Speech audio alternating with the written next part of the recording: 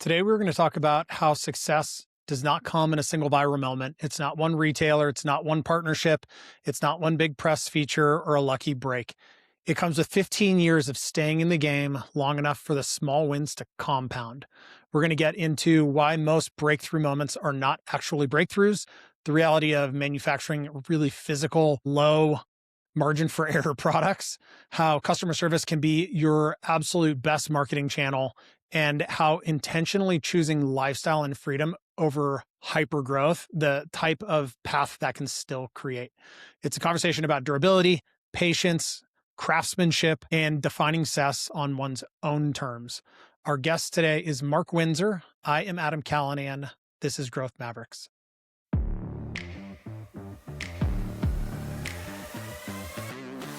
Welcome to the Growth Mavericks Podcast, where we know that entrepreneurship isn't just about strategy. It's about stamina. It's about disrupting your default and getting comfortable being uncomfortable so you don't burn out before you break through. I'm your host, Adam Callinan. Let's get to work. So you've made a cross the pond migration to UK from LA recently. Yeah, so I actually started the business in the UK, so it's not really. We always ran that sort of as a dual business. It was always a UK-based business and an American-based business when I moved it over. So we can operate globally, so it doesn't really matter where I am. It's the advantage of e-commerce these days. Yeah, I mean, that thesis is one that I am very in love with and familiar with. My last company, Bottle Keeper, was built exactly on that thesis. Run it from anywhere with internet, and we did that really aggressively. So totally get that. Let's talk about the brand and kind of your origin story with the brand. Yeah, Where'd so it come from? my whole background's industrial design. So I studied industrial design, and then I worked for a whole bunch of design companies in New Zealand before I moved to the UK. And then I got offered a job at an architecture company when I was in the UK. Then I worked for them for a while, and then I worked for a bunch more. I worked for Herman Miller designing furniture and stuff before I started for Windsor. And then, just Kickstarter had just come about, and I had an idea for a product. I was cycling in to work here every day into the design office, and with London weather, it's just forever changing. And I didn't really like having full rolled mudguards on my bike all the time that rail around. And so I just came up for an idea that you simply like an origami style mudguard that you can click on and off. So you can put it on when it rains. And then if it doesn't rain for a few weeks, you take it off. So that's where it began.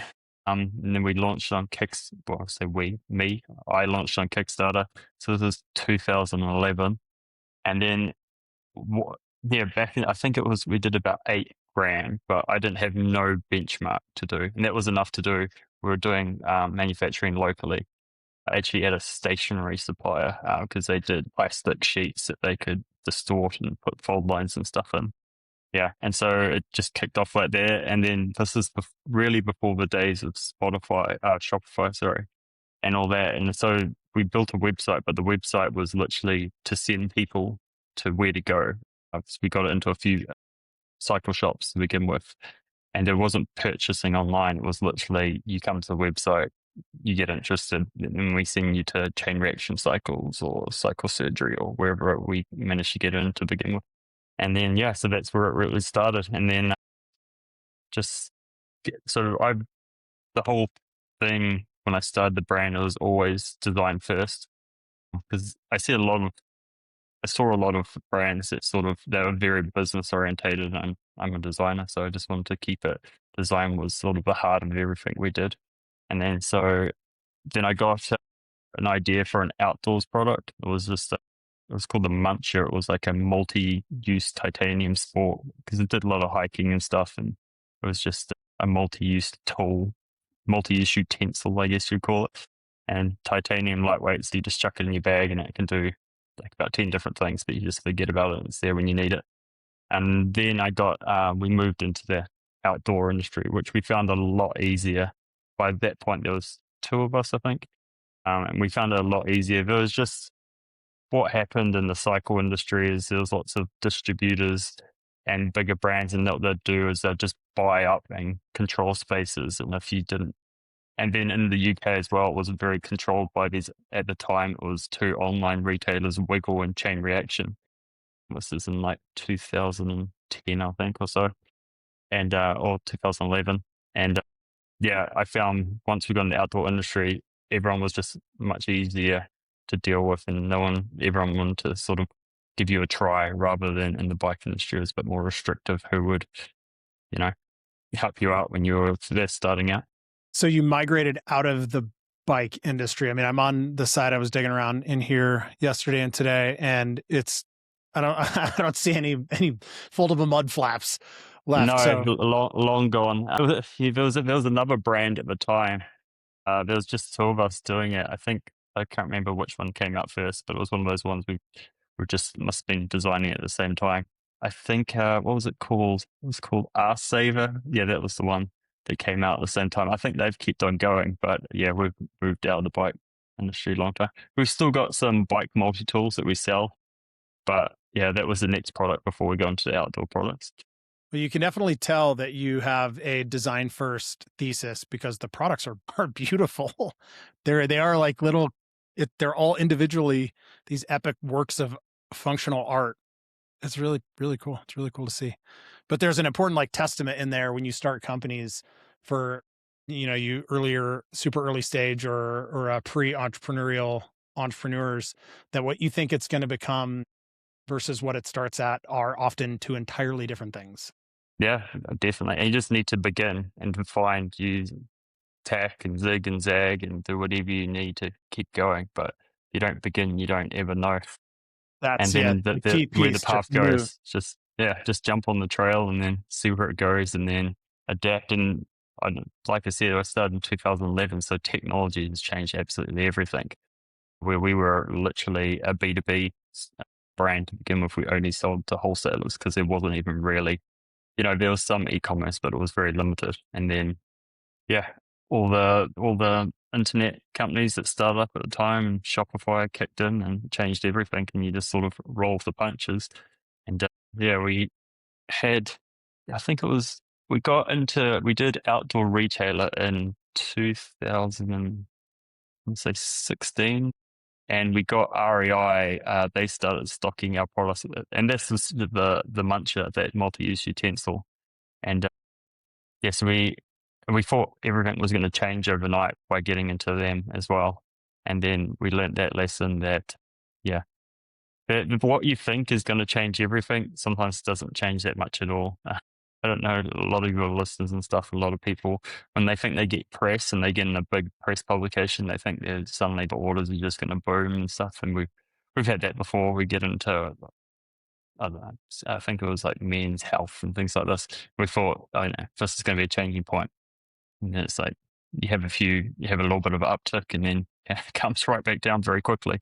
So you don't really actually know what's going to change the needle till it actually happens, because you can guess, but that's definitely not.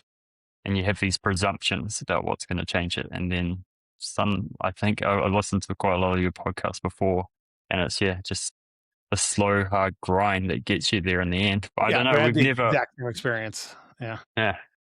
And I don't know, it's the other thing as well, so many success stories, they do say, we had this happen, X or Y happen. We've just never had that experience where anything's changed it remarkably. It's just like, over time, it's actually, if we looked at what we did last year, we're actually doing all right. Look what we did 5 years ago. We're actually doing pretty good. But yeah, there's never been one of those moments where it's just suddenly boomed. We had two of those, and the second one was a planned media thing. I mean, we had a lot of the same experience at Bottle Keeper. We, where we got Men's Health to do like a 2-page spread, and we're like, oh, this is it. I mean, we're done, retired. And it did like effectively nothing that we could measure. It was cool. It was nice to have. We got to use it. It was, we framed it. That was cool, but that's about all. Yeah. We've been approached by a couple of big brands now. I can't really say NDAs for them, but we thought that was going to change things. Twice it's happened now, and we're still in conversations, and so it's still ongoing. And so it's like, I think one of the conversations has been going for 1.5 years now. It's like, Jeez. If it actually was to happen, it would change things, but it's just, yeah, There you, you, were, you never know. yeah. And your point is really important. And that is what I get from that. And what I think is really helpful for other operators, particularly those that are earlier on, is that the things that you think are going to move the needle rarely do. It's the things that you don't expect that come out of left field that often are the ones that are like, whoa, what was that? And then we had one of those, and it was early on in the business, really in in the first 2 years, year and a half, I guess, where Facebook launched their video ad platform, but that wasn't a thing we planned for. It wasn't a thing we knew. I didn't see that happen and go like, ooh, there's our ticket. It's just, we were in the right place at the right time. We had been in the game long enough to still be alive in the game when that thing happened. And that changed. That was a massive inflection point for us, that, a ride that we got to go on for a couple of years with paid media, and starting in 2014, but it wasn't a planned thing. Like, it was just luck. That part of it is luck. It was lucky in timing. And I will say the only other caveat to the one piece of media that you can all but guarantee, I will just say guarantee you will get that sort of attention and inflection point, is going on Shark Tank. But that is the only one.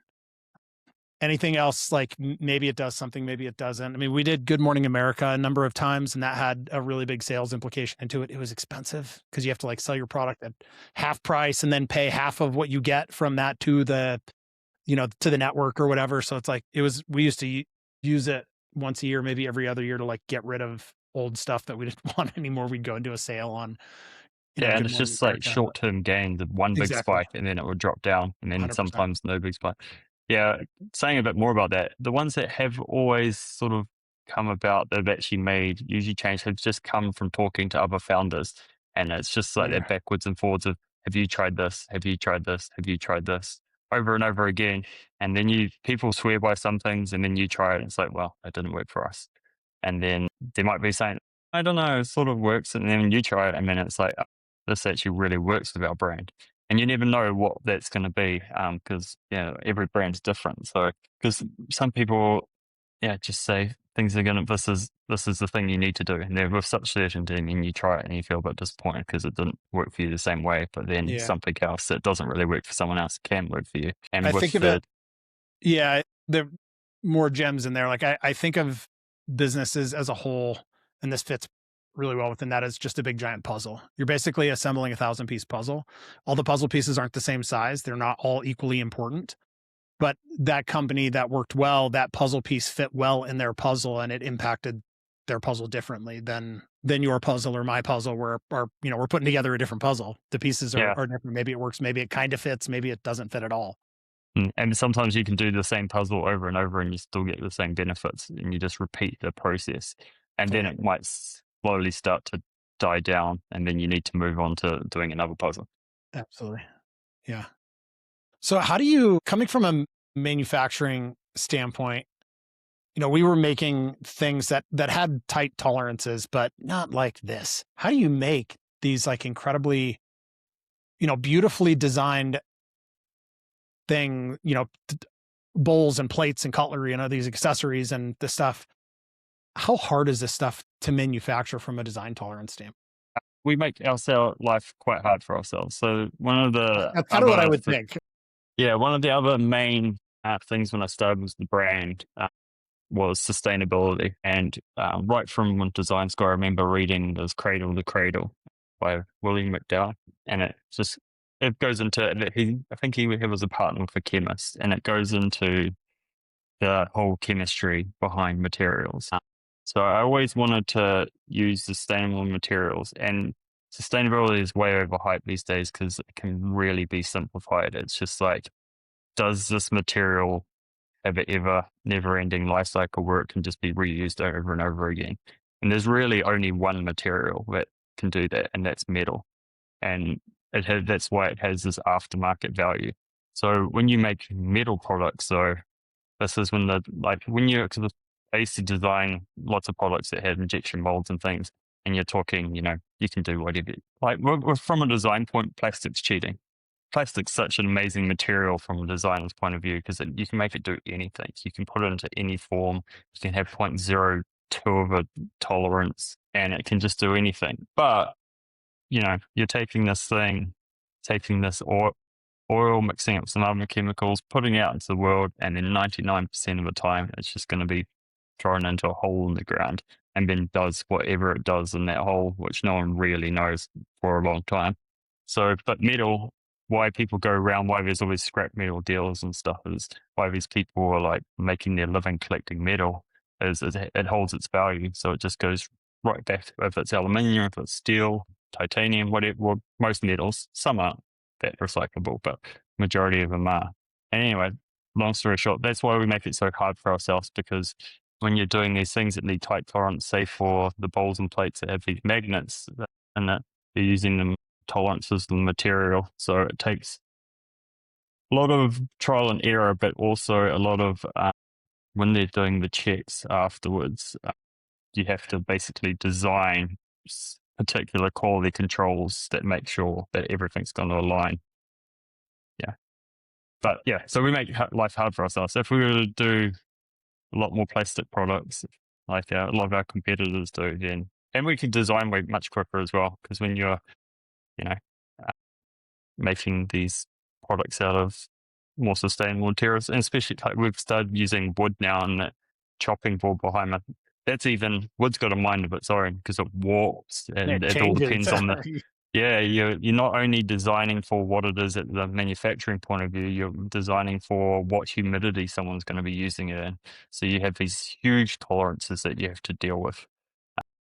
So, but I think at the end of the day, it's worth it, just because it's, if no one cared, then I think it would all just go to shit. Yeah, no, I agree with you there. And we, from a manufacturing perspective, looking at a lineup, for example, like the magnetic cutlery family, and the space in between the pieces to me just looks like such a nightmare. It's beautiful, but it looks like such a nightmare to manufacture or to try to control from a quality control standpoint, the manufacturing process and what eventually ends up in the client's hand or the customer's hand. Yeah, and I was lucky to have some really good, like my manufacturers. I sort of cheated the system to begin with, because I had all my manufacturing contacts from when I was working at other design agencies, even some Herman Miller contacts and things. But yeah, finding the right manufacturer is everything, really. And so, yeah, I've been really lucky. Quality control. We actually did have, our very first product did have a nightmare story, though, when I was saying about the mudguards that we made. So we were doing it in the UK to begin with, and then the quantities we started to, get some real sales, and so we had to, it just wasn't feasible anymore. So we moved it to a factory in China, and I didn't even know this at the time, but so we got the first run and everything was looking good. And then I just tried to stress it one way, and then it just tore. And I was like, what is going on here? And I didn't even know this. So it was my fault as a designer not knowing this, but I didn't realize plastic had a grain. So plastic sheet has a grain going in a particular direction. And all the samples that we did to begin with went in one direction. And when they did the production run, they flipped the sheet the other way for some reason. And then they ran the grain the other way, and it just tore, because we were using like fold lines to give it its rigidity and structure. And they put the fold lines along the same direction as the grain. So it just tear instead of folding. So yeah, that was a nightmare. That was like, year one. It's still today, we've been behind 15 years, and that was the biggest shit moment when they all arrived. What did you do? Like, did you ship to customers and customers were like, what the heck is happening? Or did you just hold it all back? No, so it was Kickstarter. So they arrived, and we were telling people, we're going to be sending them out next week. And then I checked them, and I was like, we can't do anything with this. Can't do it. And then, but it was good because I went for an agency. So, and it was relatively small for them. Like we were, I think we did like 10,000 units, but for them, that was nothing for this agency. And it was polypropylene, the sheets, and it's all, and so we literally just took it to a recycling plant and they recycled the whole thing. But yeah, like, I don't know, 100 boxes, couple hundred boxes or something, and they had like a couple 100 or 150 in each box.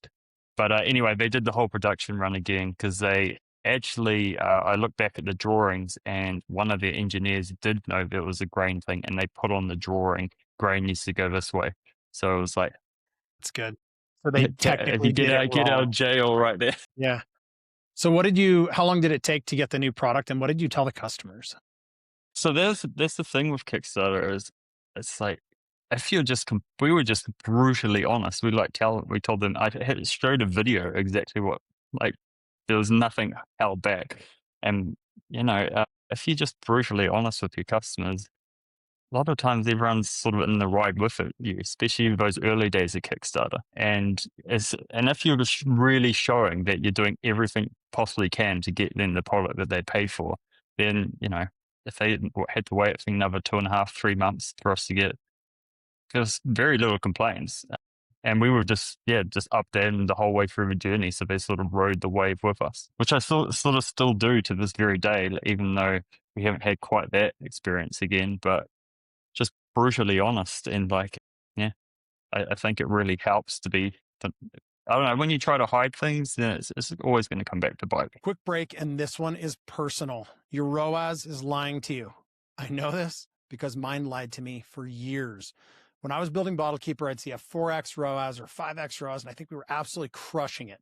When we get to the end of the month, we'd see our P&L, and we barely broke even. Now, the dashboards and the platforms, all the things would say one thing. The bank account and the P&L said something entirely different. They were disconnected. The problem wasn't ads. It wasn't marketing efficiency.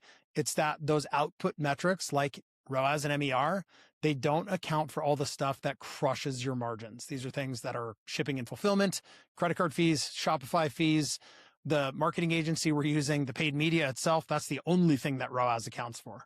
But there's all these other expenses. So I built this framework that starts with net profit and works backwards to tell you exactly how to spend ad budget and how the ROAS needs to perform in order to hit your net profit target. These aren't benchmarks. It's literally your numbers and expenses based on what's happening in your business. And best of all, I'm giving these secrets away for free in a profit masterclass that I created recently. It's the exact system I used at Bottle Keeper to get to over 60 million in total sales with just 4 employees and 0 investors, ultimately to a private equity acquisition. So you can find this profit masterclass at pentane.com. But for now, let's get back to the show. Yeah, it's amazing how the value of the truth and how that seems so odd. Like it seems like out of left field to just tell the truth. Like they'll get it. Some of them won't, and maybe need to give them their money back, and that's okay.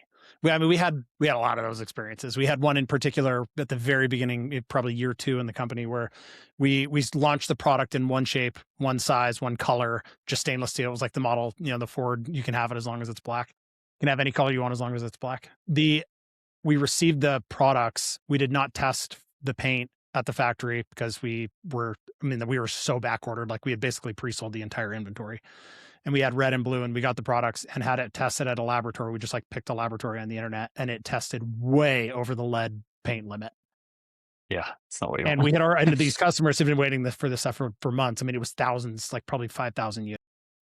And we hand stripped with our Home Depot paint, industrial paint thinner, hand stripped thousands and thousands of units in our garages with elbow length rubber gloves on to strip them down to stainless and get the paint off.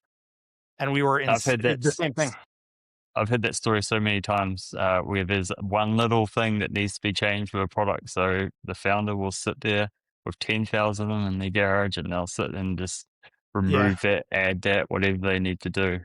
Going back to the customer thing as well, we've actually found over the years, which is quite counterintuitive.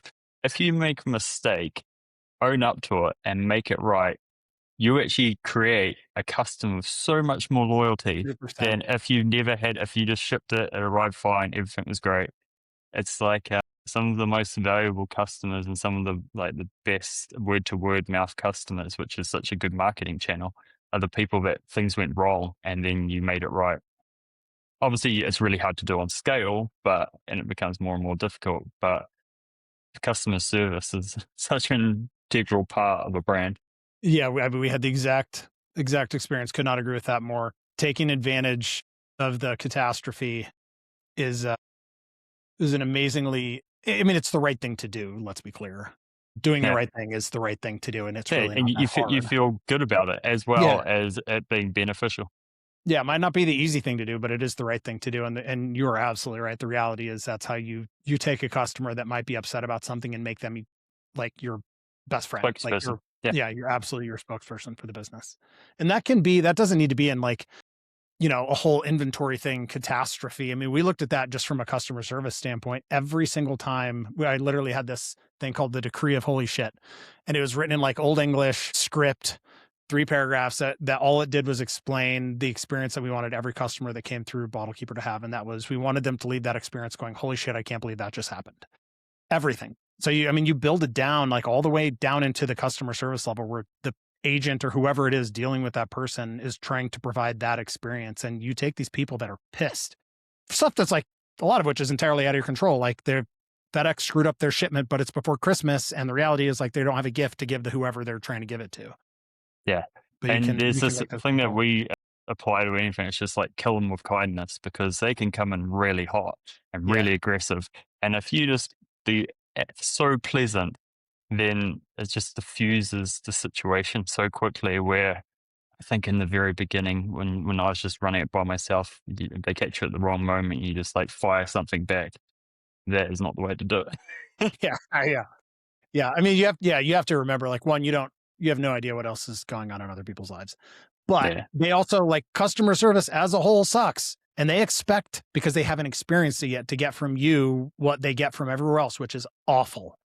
So they come in fired up because that's what they think that it's going to take to get it done. And then you respond like you actually care and show them something they didn't expect to see, and they will 180 in a heartbeat. And to your point, like, then they become your And it's quite crazy as well, because when you were dealing with, I don't know, say if you're dealing with Nike or something, you just expect like a long delayed process, and it's just like jumping through hoops and filling out the forms and things.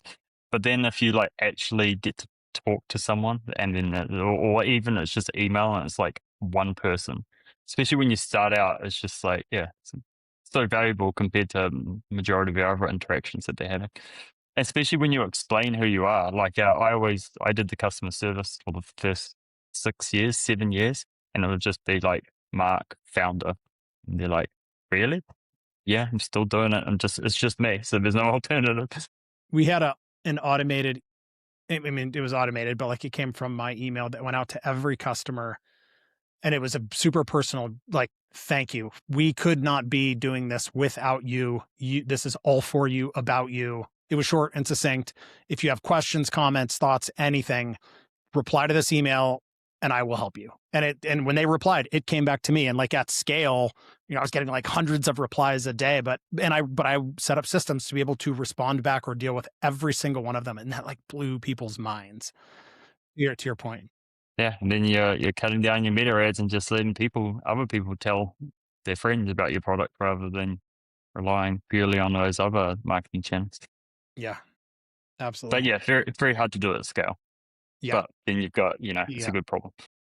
It is a good problem you can figure out how to deal with, but it is hard to do at scale. Yeah. So exactly. Where do you go from a product line standpoint from here? Are you doubling down into the camping essentials cookware, or do you expand outside of that? What are you doing? Yeah, we're pretty, we've found our home in Camp Kitchen. Like there's literally hundreds of different directions to head.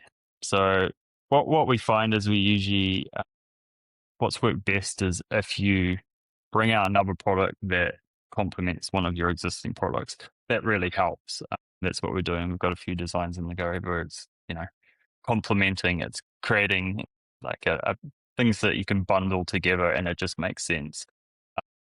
But yeah, there's just, if you look at some of the big brands in our space, the Snow Peaks and all of us, there's just hundreds of different directions we could head.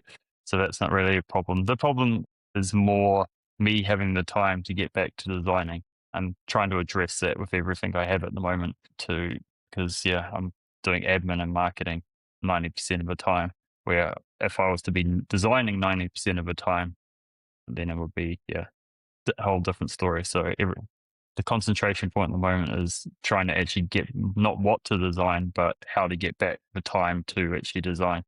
And grow, also bring in other industrial designers that can help me. We've had that in the past, just on a case by case basis, but make it more of a system where design is always a priority rather than I can finally get back to it sort of thing. I was having a conversation a couple of days ago with somebody that the crux of what we were talking about was the downside. And I think it's just inherent. It's like what comes with growth. As the CEO, you start the business, in your case, as a designer.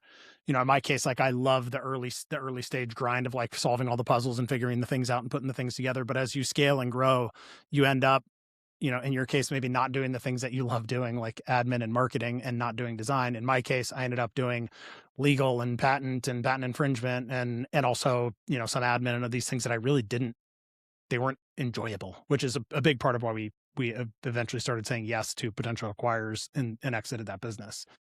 So in what you're looking at now, and I will caveat that I would look at this probably different today with like AI, honestly. The last few months, I've definitely been going down that route. Yeah, how are you leaning into that to try to offset some of that at least the admin? I know the marketing is maybe a little bit different. Just looking at all the what takes up the majority of my time, and then just looking at what has the least that can just go on in the background, that it's not gonna customer service. You can do it to an extent, but you still want that personal touch. So it's just well, but what can when I visited the doctor probably about 2 or 3 months ago, and there was sort of a aha moment. They had a form, and it was like, do you mind if we use AI within this appointment? And then it had a sort of explanation way of doing it. It was like, with the help of AI, AI can summarize your whole appointment, create a whole summary, and then the doctor, your GP, whoever you saw, will go over it, check sure it's right, but it saves 80% of the time for them, but they're still signing it off. And I was like, that's what it's for. That just means the doctor can see, probably 50% more patients in a day. And it's like, that's what you do. You use it to do all the grunt work behind the scenes. And then you say for marketing or customer service, it supports that person. So you still have the first line, all the contact points in place, but then you have the grunt work being done, by AI in the background. So that's what I'm trying to do at the moment, set up systems where, we still have the contact that's needed and personal touch where, I don't know, you lose personality if you would get to everything, but basically to do the grunt work in the background.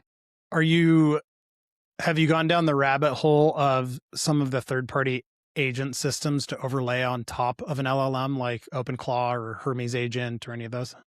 Yeah, so OpenClaw scares me a little bit because I sort of did a deep dive into that, and we just use CoWork at the moment. I'm not that tech savvy as well to use it. I think you need like a programming sort of background because the safety nets just get removed completely. It depends where you put it and what you give it access to. Really important. Yeah. So I have gone down the route of having a separate hard drive, having its own email account, having its everything associated. I found the best way to get my head around it was just like, you're designing an employee. It's just like, you're just like, okay, what would this employee be? Okay, they'd be a CMO. What skills would they have? This is the set of skills they would have. And then what tools do they need access to? And then also baby steps as well. Like if there is an interaction with a customer, or if it does need to send out a sample or something, for the first while, get me to just be able to go, yes, that's okay. That's the stage we're at now. Just basically, hopefully over time, the more it gets trained, then hopefully we can, take the training wheels off eventually. But I think it could all go wrong very quickly if you were too ambitious, too fast. Yeah, I think the customer interaction thing would make me really, really nervous. Yeah. I'm really aggressive on the agent side for the managing and doing the blocking and tackling stuff. And you can do, and I've gone through the ecosystem of OpenClaw and then now into Hermes, which is just a better version of a similar kind of product that has a lot more controls in place, installed on a server, in like an Amazon EC2 instance server. And I'm not a developer, to be clear. So I'm able to set these things up. I just helped one of our pen tank clients do this the other day. And what you can do with that agentic system layered on top of an LLM like ChatGPT 5.5, which you can do OAuth into it, which means you're just using your account, not API tokens, which is important from a cost standpoint. What you can do is wild. From a you basically get to create a chief of staff that can do whatever you will let it, and things that you haven't even thought of, that it can get really creative in how it solves problems. It's pretty wild. Yeah, it's scary. So I remember when I first tested it, when I gave it the brand voice and everything, and then I sent it an email, and then I just said reply back to this email to see if it would do it automatically without me having to go into Claude and then say reply to this email, and it did, and it just the brand voice it came back with was just I could have read that, but it was even more because the whole thing, our brand voice is casual, down to earth, sort of quite relaxed, sort of goes with the outdoor industry, a little bit of sense of humor in there. And yeah, it just came back and I was just like, this is a really funny person. Yeah. It's it's scary. So yeah, it is both exciting and terrifying at the same time. It's this complete dichotomy. It's both. Yeah, especially no one knows exactly where it's going. I know, or what it's doing or how it's doing it. Yeah. So setting aside the impending AI zombie apocalypse, what do you do or have you done? I mean, you've been operating this business for 15 years effectively, right? Maybe a little over 15 years. What have you done to build kind of durability into yourself with these ups and downs? And maybe in your case, since you've been doing it for a while, how has it changed? I have quite a relaxed, compared to a lot of other founders I talk to, I live quite a relaxed lifestyle. I can't even remember a week where I did 40 hours of work a week. I don't know. I started out and I was thinking, should this be a lifestyle business or should this be, high growth? And it's definitely become a lifestyle business. But it just means that I have the energy to, when I'm working, to really be working. And I think maybe the first year I got a little bit burnt out, but after that, I just realized what do I actually want, and it's all about the lifestyle. I realized very quickly, the number in my bank account was very far down the priority list compared to there was a day actually I can pin it back to. I was going to see the manufacturer that was just outside of London on the train. And I was just sitting there and someone was coming from the window, and I'd literally finished up at the child company in Melbourne I was working for, designing monitor arms and things. And I always hated that we had to be at our desk. It didn't really matter. Well, in the design area, if we were down in the workshop, but we had to be in that room from the time of 9 till 6 or whatever it was. So you just had to be there. Even if it was you had finished the project and there wasn't really much going on, you just had to be in that space. And then when I was on that train, I was just I don't have to be anywhere right now. It was sort of I've sort of walked out of the cage, and I can do. And then that sort of sense of the freedom of my time, it's just this is worth every bit of the stress.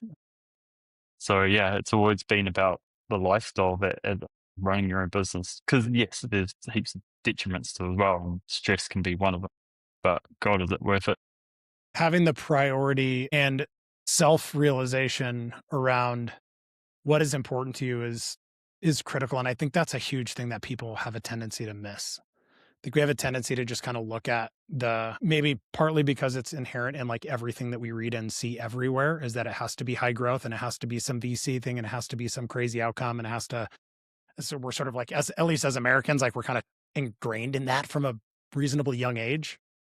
I actually noticed the shift in culture when I moved from the UK to the US, how just more prevalent it was. And Really? just the amount that people worked, all my friends were working till 8 o'clock at night, 12-hour days, and that was just the norm. I was like, geez, this is quite intense. But it was quite good because I didn't need to change my lifestyle at all. And then I've got a 7-year-old daughter now. It's just so good when she's got something going. I'm just yeah, I can go along to it. What? I need to be there at 12 noon? Yeah, no worries. Yeah. And in the American culture with that, you tend to see, people that come out of college and now there's this insane theology of 996 where you work 9 hours a day, literally you just work all the time and all you eat is meat and do squats and that's your whole life. Yeah. And it's just, I don't know, there's this badge of honor about I know. people say like, oh, I'm just so busy. I'm so busy. Oh, I've got, and it's like, but it's saying it from like positive. It's like this is a good thing that I'm so busy. And it's just like, wouldn't it be great to just be like, yeah, I'm pretty chill. Yeah, I got plenty of time. Busy to me means out of control. And a lot of time you think, busy doing what as well? Because Exactly. you can be doing the wrong thing and be really busy doing the wrong thing. And that's kind of the point. Like the out of control is not that you're like wild and flailing around, although maybe you are. It's that you're not in control of your own time. And it takes time, I guess, to like realize that maybe as young Americans coming out of college, you're like, I got to kill it, got to crush it, got to go whatever. And then you go spend 5 years doing it. And you look back and you're like, well, that sucked. And I really don't have anything to show for it. So maybe I need to adjust that thesis. Yeah. And just how you spend your time. One thing I've become very good at over the years is just like deciding how I spend my time and just being very efficient with the time I spend doing something. So that's a skill set I sort of developed quite early on with running the business. It's like, I just need to be really efficient with my time. The more efficient with the time, the less I have to work. And the more I think about what I need to spend my time on and like actually nail the thing that I'm actually meant to be doing is worth, 10 times being really busy doing the wrong thing. Yeah, there's to turn that tactical, one of the things that is important you get really good at, and I'm sure you're expert level at it at this point. And I have kids. I have a daughter that's actually 7 as well, and a son. It's 2 years younger. It's 5. He's 5. Is the skill of being comfortable saying no, and like it being okay. No is a good thing. Yeah, and I don't know if this is a good thing or a bad thing, but like some people's like calendar is so full. I don't actually have that much on. Like I look at my calendar most of the time, it's like I actually probably don't say no to that many things as well. I don't know if it's just, I think I told you this is like the first podcast I've ever done. Like it's just like I'm very much behind the scenes and like, I don't know, that's just the way it's always been. And there hasn't actually been, and it's quite surprising to people when they're like, oh, when can you meet? I'm like, I don't know, whenever suits you. Now. My schedule's quite open. Yeah. I mean, I'm very similar. I will say that as you do more things in the public, and I'm inherently a pretty private person, like I don't do the socials. I haven't in a very, very, very long time. But as you do like having been on Shark Tank and I've been interviewed in a bazillion magazines, largely because of that and because of Bottle Keeper. And at one point I was writing for them, the more of that stuff you do, the more of that outreach you get of people trying to get your time. And I have grown to be extremely good at saying gracefully saying no. And my decision-making process very specifically comes down to that thing that I say yes to. It better be good because it's taking that time away from my children. And that is my number one priority, is my family. So that's like my decision-making process. Doesn't mean I don't say yes, I do, but I'm really, really, really careful of how and when I do say yes. Yeah. And I imagine it's quite hard when you like, the more I get shown on this, the more exposure, the more growth, the more. Well, so that's why people want to say yes to everything because they don't know. Yeah, but back to like our beginning conversation, in most of those cases, they don't result in more growth and more revenue and more exposure. It just results in more time and more ask and more commitment. And the other thing is that you realize everyone's going to promise you the world to get you to do whatever it is that they're doing. Like I was thinking about the other day, just the sheer amount of shit that comes into your email, like obviously spam filters are due, but just there's a lot sneaks through as well. And it's just like, how many people actually go down that for them to keep doing this? Obviously it costs nothing to send it out to millions of people, but it's like, how many people actually go down these, whatever it is, whatever scheme it is, whatever, or even it might be completely legitimate. It's just, you can tell it's not going to work for you once you've seen it a million times. But like, how many people go down these like paths that are going to get them nowhere, cost them money? Because it's very hard. Like I always found it the hardest thing to know with business. Like when you're summing up, okay, say if it's a manufacturer or if it's an agency, it's like, who do you go with? And that's why, word of mouth is always the best reference you can possibly get. But if you don't have word of mouth for a particular thing and you need to get it done, then you have to pick someone. And it's just like, it's always one of these things that come into my inbox. It's like, why would I go with you? And then there'll be the occasional one where it's going back to that personal thing where it's like, they've written the perfect email and it's very personal and they've got all the right links and you can go see their portfolio and you can go these things. And it's like, that one makes sense out of the 100 I've seen where I've just deleted. Yeah. I think a lot of it obviously is clearly a numbers game where they send 1 million and one person says, sure. And I think that person that says sure gets the exact right email in the exact right time when they're dealing with that exact problem that this thing is claiming to fix and they haven't figured out how to do it themselves yet. And they see up the possibility that this thing might be helpful for that. And that I think also only really works when they're super early on in business and they just haven't had enough of those things go through and light them on fire so they don't have the scar tissue built up to just appreciate that it's pretty much all garbage. Yeah, because so many times the people that are really good at whatever service it is, they're not actually after clients that badly because, they're already sort of nailing it. So it's Totally. like getting referred to them by someone that's already in their network is the best thing possible. But when you're starting out, you have to advertise. So it's Absolutely. like sometimes you get a jewel come through. Yeah, no, you're absolutely right. Yeah, I remember we had that with our videographers at the time. It was just the perfect email. I think it was when we had just moved to the UK to US and we didn't have any videographer to make a new video. And literally I was starting to hunt and then the email came through and it was just like so simple, so short, so personal. And that's the thing. As soon as you see a long email, it's almost automatically delete. Yeah. I never I don't understand have time for that. Yeah. And the subject lines, these generic subject lines, it's this weird thing because you can go through a whole page of spam really quickly and then it'll suddenly pop out, that was actually written just to me. Yeah. Yeah. Some of them get good. AI obviously is changing a lot of that stuff, but it's honestly, that makes it, from my perspective, even less effective because now I just don't believe anything was ever actually written by a human. You don't give anyone a chance because you don't even know if it's a real person. Amazing. Well, how do you want people to find you if you spend any time yelling online or Full Windsor? We'll put links and everything in the show notes. Yeah, just fullwindsor.com. It's pretty simple. That's everything, easy. All social media, everything else links on there. I love it. I dig the simplicity. Amazing. Well, thank you, Mark, for your time and appreciating that we are on wildly different time zones right now. It's late in your day and early in mine. So yeah, it's been great. I might do a few more podcasts in you. Yeah, oh man, we just unleashed the beast. Epic. Appreciate it. Awesome. Thanks, Mark. Thanks a lot, Ed. Much appreciated. A huge thanks to our guests today. Don't forget, this is powered by Pentane Financial and Advertising Command Center for Consumer Brands.